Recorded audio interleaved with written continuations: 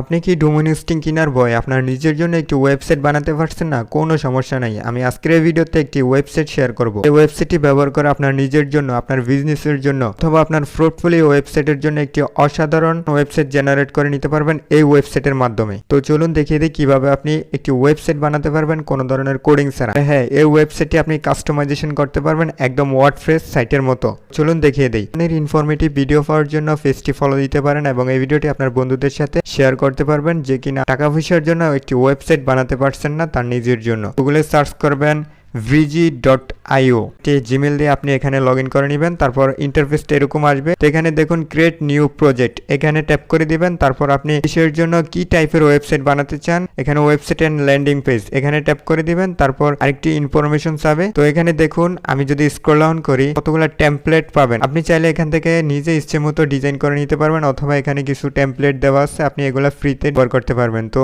এখানে কিছু টেমপ্লেট আছে প্রিমিয়াম, তো আমি এখানে ফ্রি ট্যাপ করে দিব। তো সকল ধরনের ফ্রি টেমপ্লেটই এখানে চলে আসবে। দেখ অসাধারণ টেমপ্লেট এখানে চলে আসছে। আপনি ডিজাইন চয়েস করবেন, তারপর স্টার্ট উইথ ডিজাইন এখানে ট্যাপ করে দিবেন। তারপর কিছুক্ষণ সময় নেবে। এখন আমার ওয়েবসাইট এখানে জেনারেট হয়ে গেছে। আপনি যদি এখানে টেক্সটে ট্যাপ করেন তাহলে এই টেক্সটটা আপনি এডিট করতে পারবেন।